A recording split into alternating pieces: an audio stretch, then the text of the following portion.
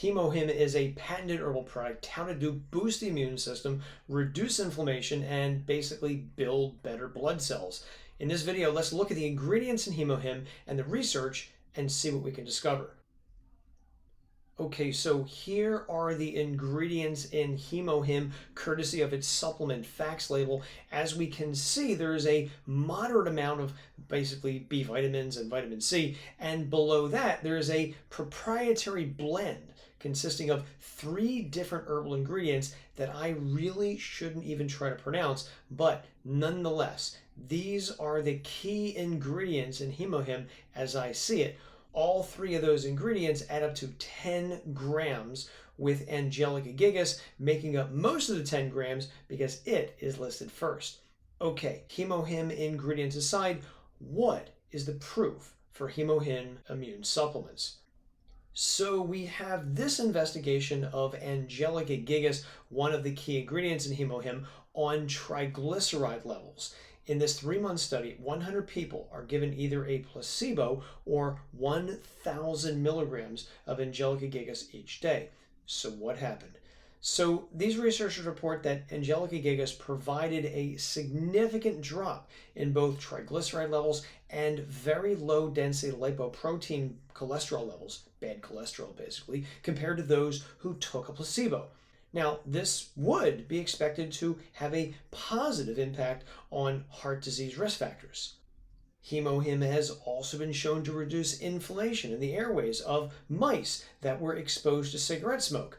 Likewise, HemoHim has also been shown to reduce inflammation in rats as well.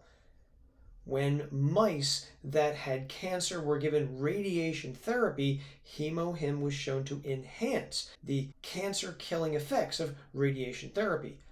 Also interesting is that when mice were subjected to radiation to see how long they lived afterwards, those mice getting HemoHim not only didn't die off as much as those who didn't get HemoHim, but cells of their immune systems, such as B cells and T cells and natural killer cells, appeared to function better too. HemoHim has also been shown to protect the immune systems of mice that were injected with chemotherapy drugs, which often knock out the immune system. In addition to this, HemoHim has been shown to improve the function of bone marrow cells called dendritic cells that play a crucial role in how well the immune system works.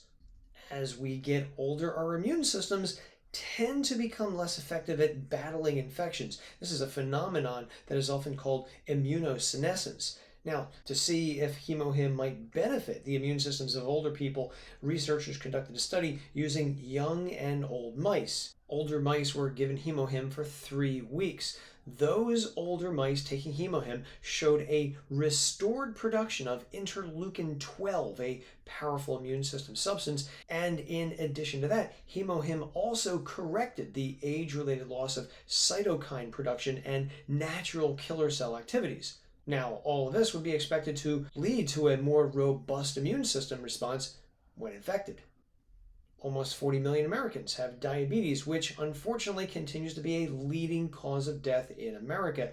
When researchers gave HemoHim to mice with diabetes, the supplement improved blood sugar levels and insulin levels and also appeared to preserve insulin-producing beta cells as well. So far, however, this has not been demonstrated in people. HemoHim contains a compound called methyl gallate, which is thought to inhibit the storage of fat, at least in isolated cells. And while this may be encouraging for those who want to maybe drop a few pounds, so far there's no research on HemoHim helping people lose weight. Okay, so after all that, you're probably wondering, are there any other HemoHim human studies? Glad you asked. So we have this paper appearing in, of all places, the International Atomic Energy Agency, which involved 38 sub-healthy volunteers who had low white blood cell counts. These people were given HemoHim at either a dosage of 6 grams a day or 12 grams a day.